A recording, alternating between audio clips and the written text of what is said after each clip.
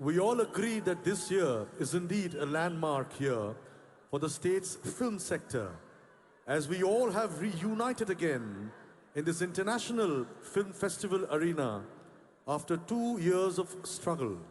We feel extremely proud to celebrate the 80th birthday of the living legend, Mr. Amitabh Bachchan, in this festival as a very, very special category.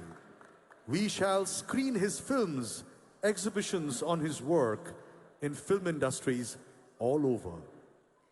জামাই বাবু, আপনি ভেবেছিলেন যে জয়া দিদির সাথে চুপকে চুপকে চুপি চুপি নিজের 80th বার্থডেটা বম্বেতে সেলিব্রেট করে নেবেন, কিন্তু সেটি হবে না, কারণ আজকে আমরা সকলে দেখছেন তো সবাই এখানে উপস্থিত আপনার বার্থডে সেলিব্রেট করার জন্য।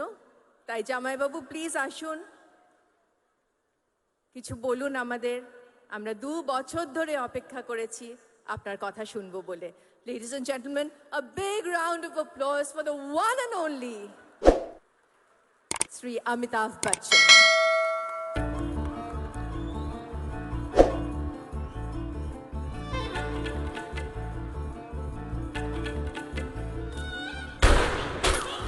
हम भी वो हैं जो कभी किसी के पीछे नहीं खड़े होते, जहाँ खड़े हो जाते हैं लाइन वहीं से शुरू।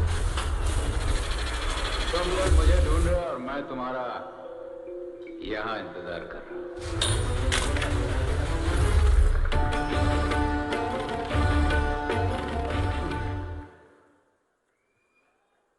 His Excellency the Governor of West Bengal, Mananiya Mukhyamantri Ji,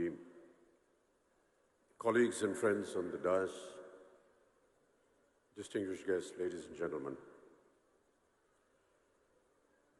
3 বছর কিভ আসতে পারিনি, আপনাদের সঙ্গে দেখা করতে পারিনি, তাই অনেক কষ্ট হয়েছে।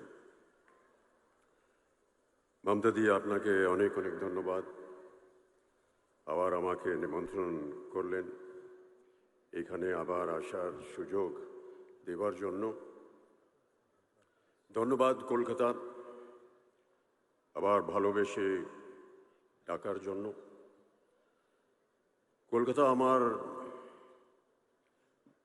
বাড়ির মতো। আপনাদের জামাইবাবু জীবনভর আপনাদেরই জামাই থাকবে।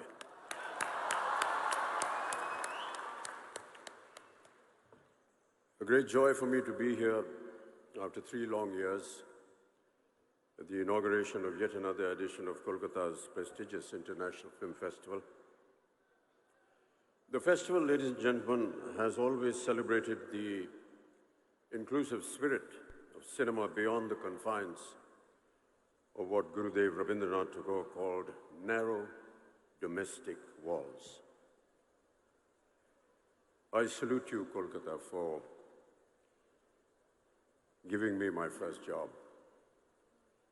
I salute you, Kolkata, for giving Jaya her first film in Mahanagar, directed by Satyajit Ray. But most of all, I salute you for your artistic temperament that embraces the essence of plurality and equality. This is what makes Bengal so special. আপনারা সবাই ভালো থাকুন, সুস্থ থাকুন, এই আমার আন্তরিক মনোকামনা।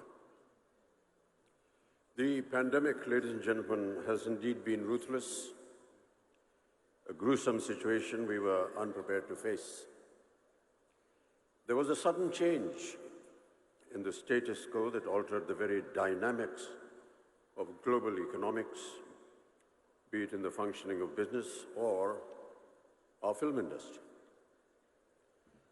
So today we wonder what is in store for us in the future. Given all possible precautions, we can take heart from a checkered past in which, despite pestilence, wars, changing social dogmas and political turmoil, film industries all over the world have always propagated courage and faced every challenge head-on. Man, ladies and gentlemen, has always been a social animal. and the need to belong to a community and participate in a group of activities is a primal human need.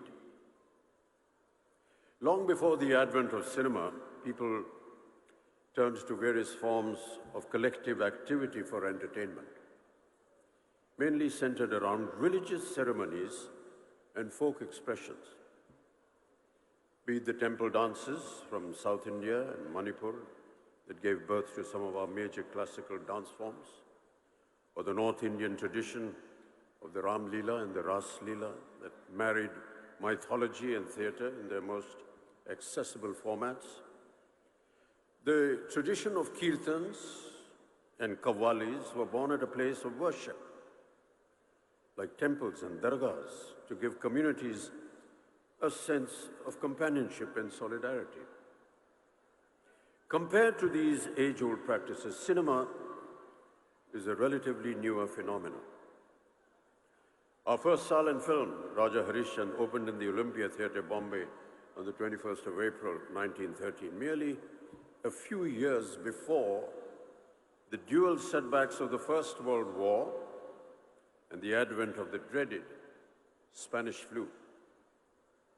Earlier, the Russian flu, often described as the first modern influenza pandemic, erupted between 1889 and 1892 and is believed to have killed more than 1 million people. However, 3 years later, once the danger had subsided, the world's first ever public screening of 10 of Lumiere brothers' short films took place in Paris on the 28th of December, 1895. As with the current pandemic, the 1918 Spanish flu also spread through international travel on steamships and trains packed with soldiers returning from the First World War. In India, the disease arrived in Bombay on a trooper ship from Mesopotamia in May, peaking in October. Mahatma Gandhi, ladies and gentlemen, the chief architect of India's independence, was one of the millions who contracted the Spanish flu. Had he not survived India's struggles to shed the British colonial yoke, would have taken a drastically different turn. The virus, described by the media as the dog that did not bark but remained ferocious with every bite, is believed to have affected close to 1/3 of our planet's population. In India itself, an estimated 18 million people died during that time. But ironically, it was also instrumental in uniting the people against the British, who had neglected all healthcare norms. Despite these turbulent times, India saw the birth of its film industry that continues to fly the flag high in our 75th year of independence and has managed to keep the egalitarian spirit of cinema alive for over 100 years. Dadasaheb Phalke not only oversaw the production of Raja Harishchandra, but also of 23 other films between 1913 and 1918. The following year, in 1919, saw the release of the first Bengali language silent film, Bilwa Mangal, produced by Madan Theatre Company of Calcutta on the 8th of November. Yet, unlike Hollywood, the initial growth of Indian cinema was slow.